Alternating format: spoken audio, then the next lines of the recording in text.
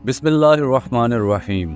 السلام علیکم ویورز، آج کی ہماری ایپیسوڈ حضور اکرم صلی اللہ علیہ وآلہ وسلم کی ازواج مطہرات کے بارے میں ہے۔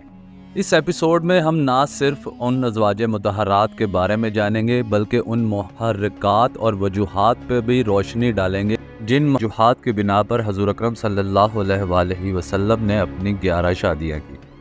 تو ویورز، معلوم رہے کہ نبی اکرم صلی اللہ علیہ وآلہ وسلم کو امت کے بالمقابل یہ امتیازی خصوصیت حاصل تھی کہ آپ مختلف اغراض کے پیش نظر 4 سے زیادہ شادیاں کر سکتے تھے۔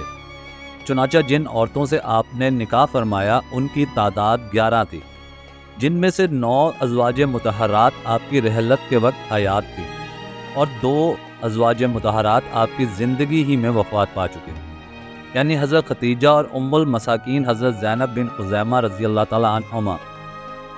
اس کے علاوہ مزید 2 عورتیں ہیں جن کے بارے میں اختلاف ہے کہ آپ کا ان سے عقد ہوا تھا یا نہیں، لیکن اس پر اتفاق ہے کہ انہیں آپ کے پاس رخصت نہیں کیا گیا۔ تو ویورز، حضور اکرم صلی اللہ علیہ وآلہ وسلم کی پہلی زوجہ کا نام حضرت خدیجہ رضی اللہ تعالیٰ عنہما تھا۔ ہجرت سے قبل مکہ میں نبی اکرم صلی اللہ علیہ وآلہ وسلم کا گھرانہ آپ اور آپ کی بیوی حضرت خدیجہ پر مشتمل تھا۔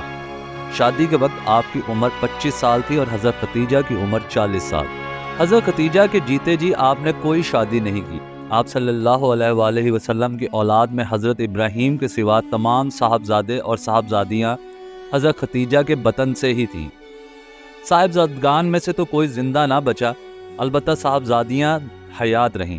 ان کے نام مختصر یہ ہیں: حضرت زینب، حضرت رقیہ، حضرت ام کلثوم اور حضرت فاطمہ رضی اللہ تعالیٰ عنہما۔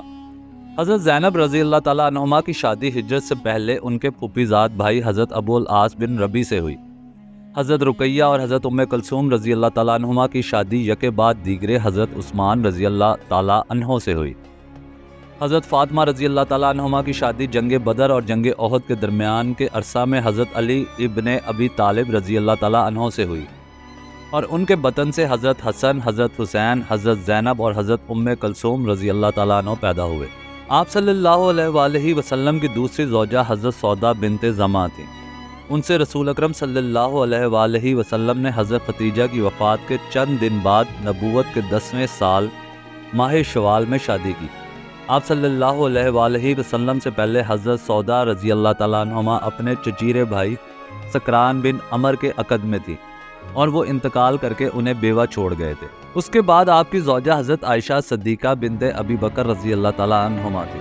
ان سے رسول اکرم صلی اللہ علیہ وآلہ وسلم نے نبوت کے 11ویں برس ماہ شوال میں شادی کی، یعنی حضرت سودا سے شادی کے 1 سال بعد اور ہجرت سے 2 برس 5 ماہ پہلے۔ اس وقت ان کی عمر 6 برس تھی۔ پھر ہجرت کے 7 ماہ بعد شوال 1 ہجری میں انہیں رخصت کیا گیا۔ اس وقت ان کی عمر 9 برس تھی اور وہ باکرہ تھی۔ ان کے علاوہ کسی اور باکرہ عورت سے آپ نے شادی نہیں کی۔ حضرت عائشہ آپ کی سب سے محبوب بیوی تھی اور امت کی عورتوں میں علی الاطلاق سب سے زیادہ فقیہ اور صاحب علم تھی۔ اس کے بعد آپ کی زوجہ حضرت حفصہ بنت عمر بن خطاب رضی اللہ تعالیٰ عنہما۔ ان کے پہلے شوہر خنیس بن حذافہ سہمی رضی اللہ تعالیٰ عنہ تھے، جو بدر اور احد کے درمیانی عرصہ میں رحلت فرما گئے تھے اور وہ بیوہ ہو گئی تھی۔ پھر رسول اکرم صلی اللہ علیہ وآلہ وسلم نے ان سے شادی کر لی اور یہ شادی کا واقعہ سن 3 ہجری کا ہے۔ اس کے بعد نمبر 5 پہ حضرت زینب بن خزیمہ رضی اللہ تعالیٰ عنہما آپ کے عقد میں آئی۔ یہ قبیلہ بنو حلال بن عامر سے تعلق رکھتی تھی۔ مسکینوں پر رحم و مربت اور رقت و رفات کے سبب ان کا لقب ام المساکین پڑ گیا تھا۔ یہ حضرت عبداللہ بن جہش کے عقد میں تھی۔ وہ جنگ احد میں شہید ہو گئے تو رسول اللہ نے سن 4 ہجری میں ان سے شادی کر لی، مگر صرف 8 ماہ رسول اللہ صلی اللہ علیہ وآلہ وسلم کی زوجیت میں رہ کر وفات پا گئے۔ آپ کی چھٹی زوجہ ام سلمہ ہند بنت ابی امیہ رضی اللہ تعالیٰ عنہما تھی۔ یہ ابو سلمہ رضی اللہ تعالیٰ عنہ کے عقد میں تھی۔ جمادی الاخرہ سن 4 ہجری میں حضرت ابو سلمہ کا انتقال ہو گیا تو ان کے بعد شوال سن 4 ہجری میں رسول اللہ صلی اللہ علیہ وآلہ وسلم نے ان سے شادی کر لی۔ آپ کی 7ویں زوجہ کا نام زینب بنت جہش بن ریاب رضی اللہ تعالیٰ عنہما تھا۔ یہ قبیلہ بنو اسد بن خزیمہ سے تعلق رکھتی تھی اور رسول اللہ صلی اللہ علیہ وآلہ وسلم کی پھوپھی کی صاحبزادی تھی۔ ان کی شادی پہلے زید بن حارثہ سے ہوئی۔ جنہیں رسول اکرم صلی اللہ علیہ وآلہ وسلم کا منہ بولا بیٹا سمجھا جاتا تھا، لیکن حضرت زید رضی اللہ تعالیٰ عنہ سے نباہ نہ ہو سکا تو انہوں نے طلاق دے دی۔ خاتمہ عدت کے بعد اللہ تعالیٰ نے رسول اللہ کو مخاطب کرتے ہوئے یہ آیت نازل فرمائی، جب زید نے ان سے اپنی ضرورت پوری کر لی تو ہم نے انہیں آپ صلی اللہ علیہ وآلہ وسلم کی زوجیت میں دے دیا۔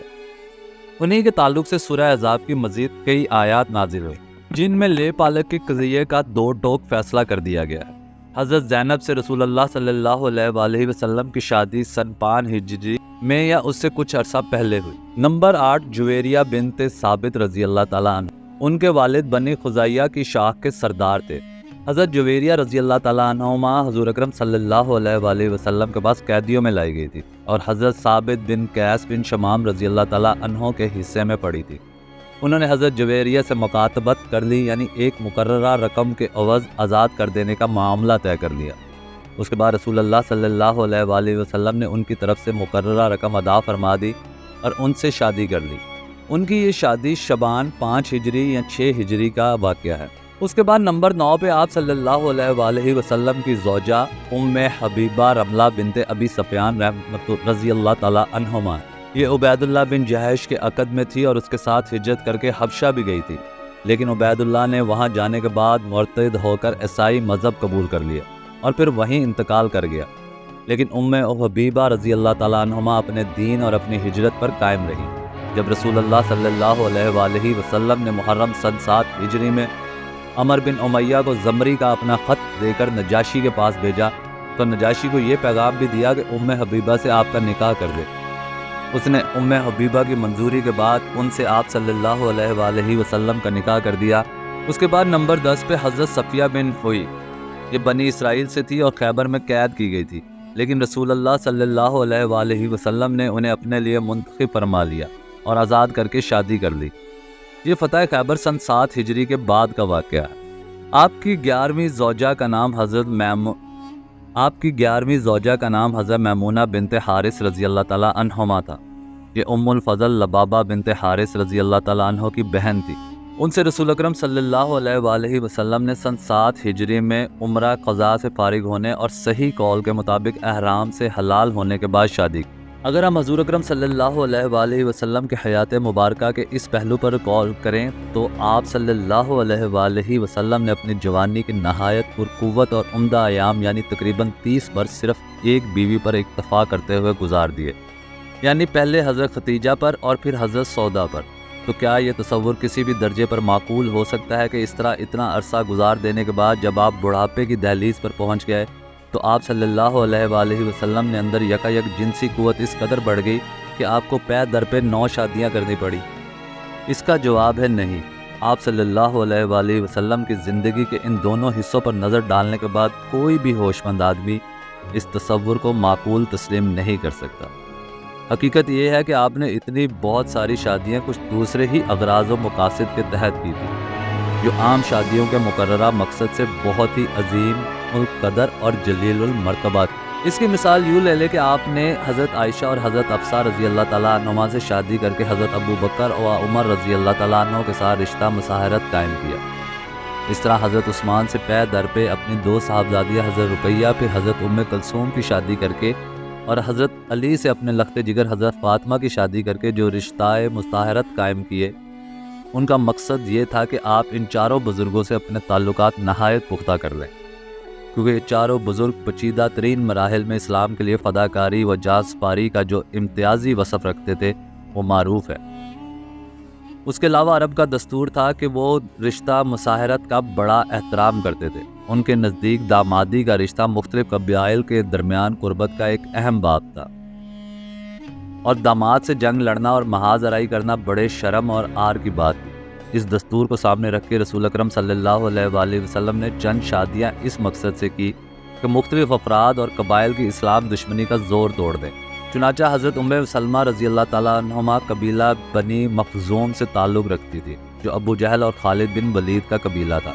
جب نبی اکرم صلی اللہ علیہ وآلہ وسلم نے ان سے شادی کر لی تو خالد بن ولید میں وہ سختی نہ رہی جس کا مظاہرہ وہ احد میں کر چکے تھے، بلکہ تھوڑے ہی عرصے بعد انہوں نے اپنی مرضی خوشی اور خواہش سے اسلام قبول کر لیا۔ اسی طرح جب آپ صلی اللہ علیہ وآلہ وسلم نے ابو سفیان کی صاحبزادی حضرت ام حبیبہ سے شادی کر لی تو پھر ابو سفیان آپ کے مد مقابل نہ آیا، اور جب حضرت جویریہ اور حضرت صفیہ آپ کی زوجیت میں آ گئی تو قبیلہ بنی مطلق اور قبیلہ بنی نزیر نے محاذ آرائی چھوڑ دی۔